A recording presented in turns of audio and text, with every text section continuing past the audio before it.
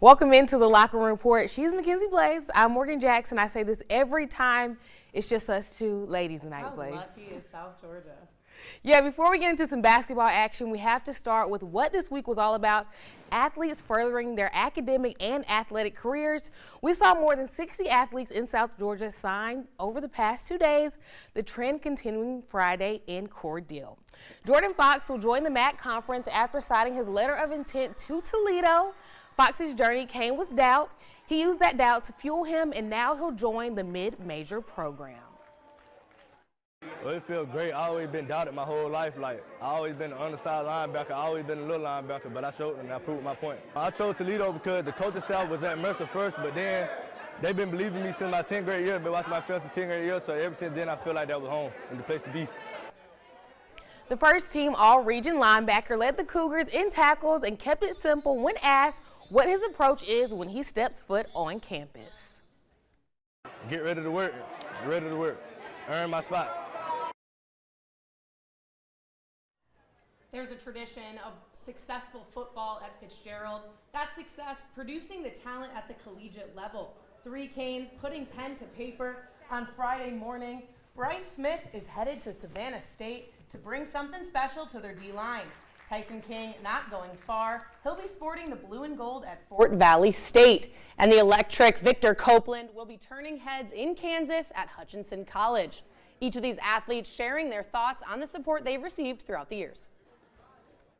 It means a lot. I wanted to quit a lot, but God stayed in my head, told me to stay focused, stay locked in. My dad, he stayed on me about this. Cause I ain't never liked football until I got to high school. I was already, my first love was basketball, but. I like having the support, because when I was younger, I ain't really had no support. Everybody was telling me I was too small and all this, all I got is speed. So I just work off and then I just go out there and produce, and then, you know, everybody, they gonna support you if you're doing what you're doing in the town and you win the game. So that's what I did, and I just started getting a lot of support, and everybody started coming out telling me, I'm gonna make it big and all this. So it just means a lot to get the support. It helped me a lot. My mom, dad, my dad just pushing me to be great. My mom just pushed me, my grandmother, my papa, he passed away, but all we talked about was football. He passed away when I was in 8th grade. And all we talked about was football. He taught me literally everything. Like everything I know about football, that's where it came from. So it's just being good for him, doing everything for him, doing everything for my family. That's what I harbor on. Selecting a school can be very difficult, but Smith, King, and Copeland will all enter their new home with a purpose. I think I fit the defensive scheme. Me and the defensive coach talk all the time. We be texting. I looked at their record for last year. They were 4-6. I feel like if I go there, I can make it better, because I don't think nobody better than me. So. As I went on a visit there not too long ago, and just they had some of their teammates, like a player panel, and I was just talking to them, and they made me feel like I wasn't even committed yet, and they made me feel like it was home. In order for me to go D1, I think Hutch was the best opportunity for me to stay there for like a year or two and get some more film out and gain a little weight, and then go D1. So I just took this route. We're going to stay again. No question asked. If I got anything to do with it. The Wilcox County Patriots haven't been shy about wanting to go back-to-back. In fact, earlier this week, they picked up their 20th win against Macon County. A big part of that win, Talia Benjamin, 22 points. But Tuesday night wasn't about her scoring, but her other work in the paint. Benjamin was honored for joining the 1,000 rebound club.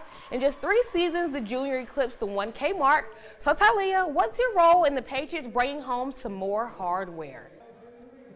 Rebounding, that's it. I'm like, I can score, and they can score better, so rebounding. Get a ball done, they gonna score every time.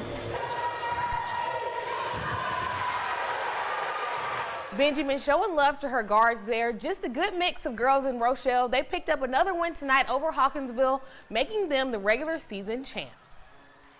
Now let's get out to the hardwood. The last time Thomasville faced Worth, it wasn't pretty for the Rams. Tonight, a different story.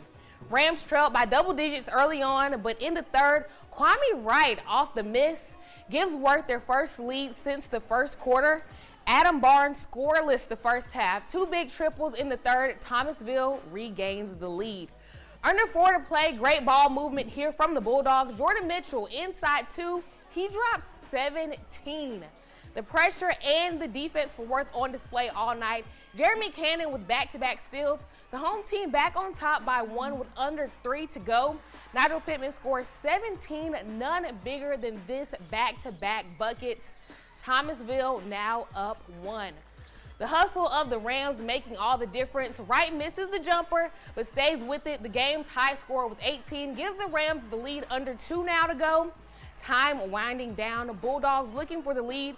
Shot is off the mark, but the Dusty Davis is there. He's fouled and heads to the line, but the sophomore can't knock down either free throw. A heave, just not even close in this one, and the Rams squeak out the 1-point win. It means a lot, you know. We ain't been the best this season, you know. We just trying to find our groove so we can make this thing championship run. Come in to practice with our mindset right and come in and dominate.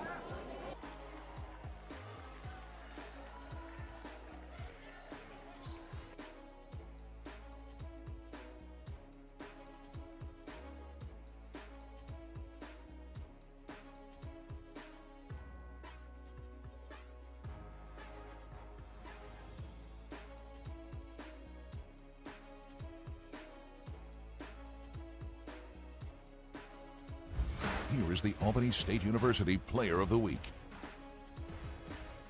It was a big night for the Rams. One in particular, junior Kwame Wright left it all on the floor in Sylvester, and coming off his 22-point performance Tuesday, he's earned WALB's Player of the Week. He followed up that performance with another strong 18 tonight in the 1-point win over the Bulldogs, refusing to be denied, much of his damage coming in the paint. Wright says going against the teams on this schedule have helped him elevate his play. I'm a very confident player. Ever since coming to the region, my confidence is boosted because my brothers who play as a team, they lift me up and I lift them up. Man, we've been real aggressive. My team, we picked it up from the start. You know, we played defense early, and coming into the second half, we just going at them. They were tired by the second half. We just had to keep running them and running them. Wright and the Rams finished up region play, winning their final 2 games. Well, all right, after the break, we have more highlights on the way. We go to the wall for a little Fast Break Friday. Stay with us. One of my favorite parts of the show, we're at the wall, so you know what that means. I'm ready. Fast Break Friday. Let's just get started out at the pit. Sumter County hosting Hardaway. The last time these two faced off, the Panthers ran away with it 72-26, and well, they ran them out the gym again tonight. They opened up this one on a 10-point run. Austin Davis on the layup. Same post, this time it's Braden Colvin. Let's get some range going here. LeBron Brown for the 3. I know LeBron James is my favorite player. Love that name. Coach took the starters out midway through the first, and well, the bench just finishing what they started. Jaden Galloway getting in on the fun. A nice finish here by Chase Evans. Panthers up by more than 20 after 1. Ishmael Jones led the efforts with 13.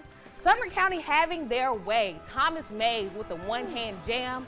The blue and white holding the Hawks to just 3 points in the final frame to make it 3 in a row. My guys, I want the energy starting out this week, starting Wednesday with practice. I told them our defense, we've been slacking on defense. And I'm big on defense. So I told the guys that since our offense kind of been picking up, we're going to go back to my motto, and that's the standard is defense. So this week in practice, we was working on defense. So that's what we came out to work on it and just try to get better each day. And told my guys I want energy the whole game. Let's head out to Quitman. Brooks County hosting first in the region, Turner County. And Morgan, the Titans are first for a reason. With the shot clock expiring, Zalakai Brown handles the contact and gets things started with a bucket. A steal and a triple by Xandris Lawson gives the Titans a 7-zip lead early. And it would be midway through the first before Brooks gets on the board, but Colton Gosser cuts the deficit to 9. Trojans keep fighting Booker to Frazier, but Brooks still down. Turner heads into the locker room up 25, and they don't look back. They handle Brooks with ease, 73-47. And back out to Sumter County we go. Big region implications on the line in Americus tonight. C. Howard decides against the 3, drives it in. We're all tied at 8. Lady Panthers down 1 after 1. With this 3, Hawks jump ahead 2. Good move by freshman Princess Covington. And guess what? Game knotted at 14 apiece. Same corner, same results. Hawks fly ahead 3 as we go into the break. Points at a premium tonight. With 2 minutes remaining in the third, Sumter scores their first bucket of the quarter. Covington led her team with 10. Just 4 points by the home team that quarter, and it came back to bite them. The Hawks defense making all the difference. The Lady Panthers, they fall 43-32.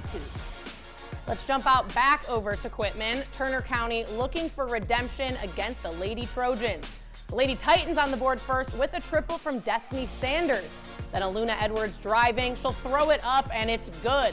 Turner up 5-3. It's Edwards again. Turner goes on a 11-3 run to open up the game. On to the second. Brooks taking their first lead of the game with a made free throw on a flagrant. Then freshman Anastasia Graham with the steal. She'll find Janiyah Thomas for the bucket and 1. Brooks heads into the locker room up 28-21. Trojans up 37-34 to start the fourth. Edwards takes it herself. She misses, but Smith right there for the putback.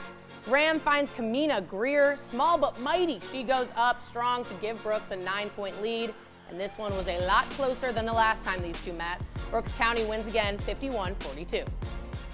It's been 10 straight wins for the Lady Bulldogs. Coach Randall's squad in Sylvester looking to avoid the letdown. Lady Rams try for their 10th win of the season. Fast start for Thomasville. Corner 3 from Anijah Thurman off the pass from Justice Cole. 13 points led in the first. Worth goes on a run. Jariah Williams, excellent in transition. Alea Lambert, the baseline jumper. More offense generated from Williams. A Miracle Davis, her lone bucket. Williams and Mariah Green led the way for the Lady Rams with 9 apiece.